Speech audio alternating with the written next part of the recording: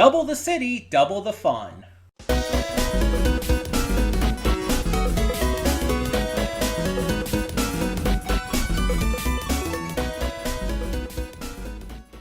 Hey everyone, welcome to Princess of Gay. I'm your host Connie, and today we are here with my blind reaction to episodes 10 and 11 of City the Animation. And yeah, we're doing 2 episodes this week, and we're going to do 2 episodes. Well, actually, no, I don't think we can do 2 episodes next week. I was going to say we're going to do 2 episodes next week to finish it out, but no, because it's still only going to release one at a time, so... There's 2 more episodes after this. There's 13 in total scheduled for this series. But yeah, I guess I can't do that next week. That was my plan, but I realized I'm only 1 week behind, not 2. I can get to 2 episodes this week because I was behind a week. Damn. Oh well. But yeah, either way, we're doing 2 episodes today, and then I guess we'll just continue on with the last 2 episodes being each week. So that might interfere with the plan I had, but I'll figure it out. I'll have it figured out. It'll be fine. Either way, last time we had the race. We had this big city race, and it ended up being won by our 2 best friends, whose names are escaping me right now. I'm just blanking. I'm sorry. But yeah, Ep10, and I think it starts with a T. I always forget the other one's name. But they won it and are like talking about how to spend the money, the prize money and everything.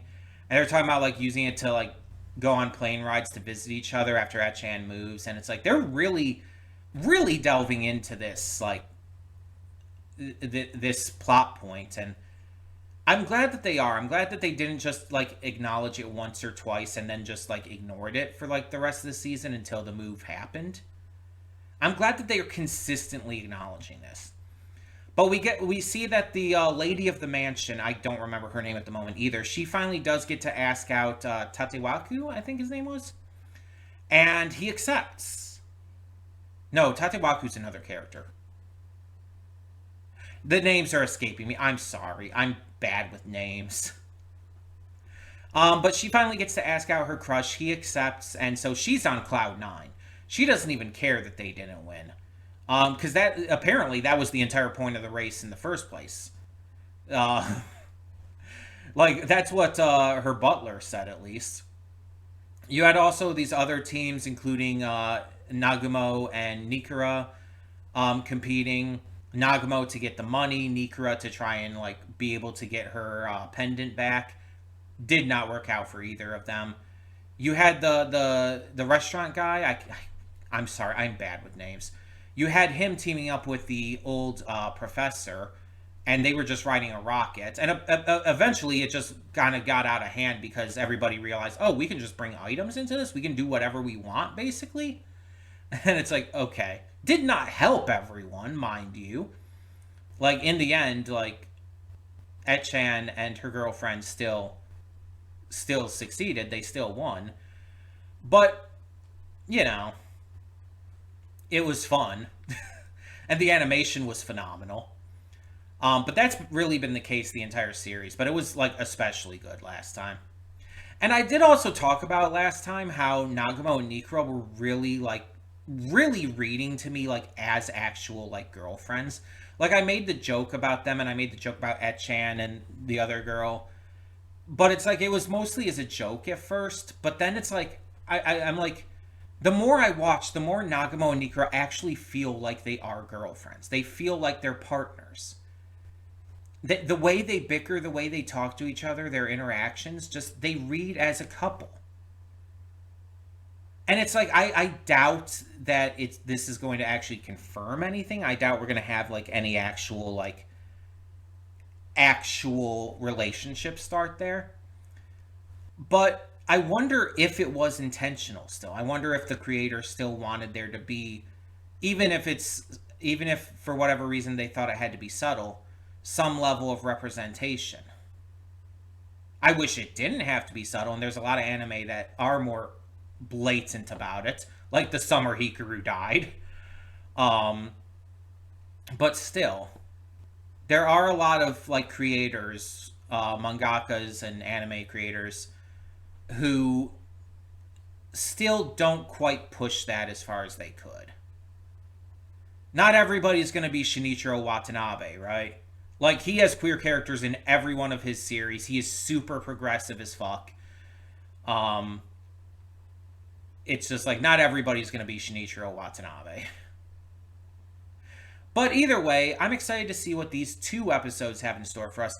This is going to be crazy trying to, like, talk about everything that happened in the afterthoughts, but I'll do my best, obviously.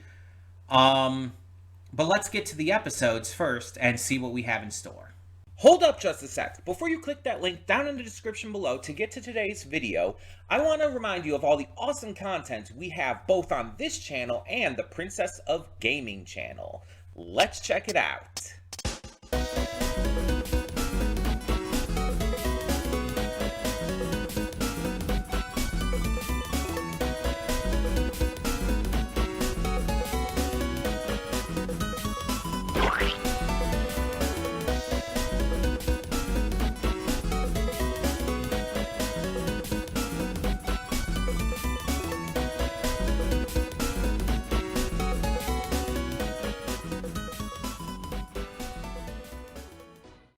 And we are back, and we'll begin with spoilers in 3, 2, 1, now.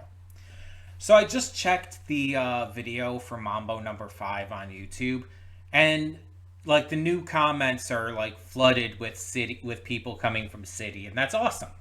Because that means 1, City is getting a lot of attention as it deserves, and 2, it means that a lot of people get to either discover this song or rediscover it, and it's a genuinely really good song. Although the version they used in the episode was obviously legally distinct. I'm going to keep this short because there's no way I'm just going to remember everything.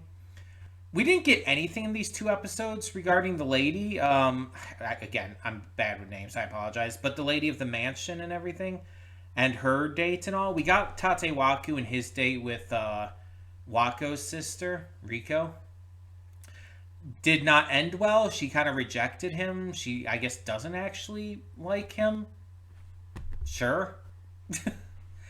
And there's the entire Riko Izumi fan club, which is, by the way, that's really creepy. That's really weird. I understand it's meant as a joke. It's not meant to be taken too seriously. But it's weird.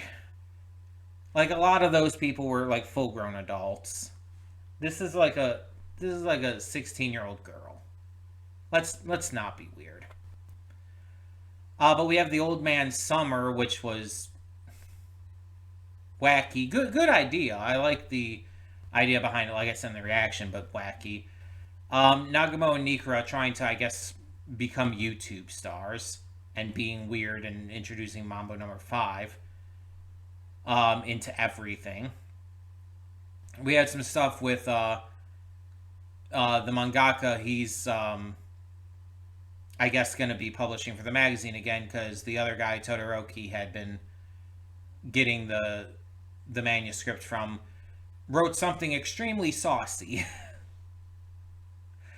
Even Wako was surprised by the nudity. That was unexpected. Also, Wako, like, standing in for them and, like, relaying the messages back and forth while also embodying their personalities and expressions was wild as fuck. And then there was also Mirineko, I think its name was, the cat rabbit thing.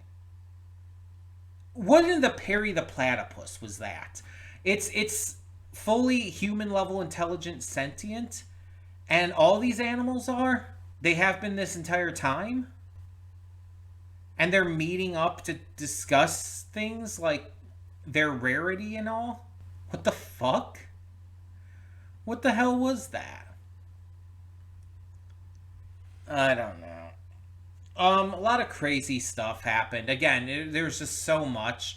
This wasn't a case of like other episodes where we had like things to, or we had less to talk about because it was like a single segment for like the city race and all.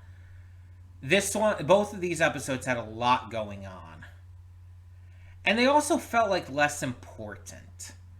Like, the past couple episodes felt like they were going more with like a serialized story and like really starting to like give us some like progression of things. These two episodes felt a lot more silly. And I don't know if that's because the last of this season's gonna go back to being more story focused, and the creator wanted to have something a little lighter before that, or whatever else the case may be. But it's almost like kind of a shock to the system how random that this got again. Um, we had the little bit of that play as well, which was random as fuck and ended on possible tragedy. So there was that. I don't know. It's just these two episodes felt very random. Like again, it's like we went back to a lot of what we were doing before, but it just felt like after we've gotten so much more story stuff and like more not more serious per se, but like segments and stuff with more intent, I guess is a way to put it. It just feels weird going back to the randomness after that, especially in such like full force. It's not bad by any means, but it just felt a lot less focused. So that's all I'm trying to say. Um, there were obviously other segments that happened within these episodes. There was like the guy selling the stuff he got for the haircuts and everything. But again, I'm not going to remember everything. And some of the stuff I just might not have a lot to say about. So I think I got most of my like my impressions out through the reaction. And if there's anything I specifically didn't talk about that you really want to hear my thoughts on in more detail or whatnot, please feel free to ask. But for now, I think that I think that's gonna be it. I know, really short afterthoughts, but I again didn't really have like a huge amount I could find to say here, especially with there just being so much to try and like talk about. It just feels like it's gonna be an almost impossible task. So that being said, again, thank you so much for tuning in. Let me know your thoughts down below. And for now, I'm Connie. I'm confused and I'm signing off. See y'all next time.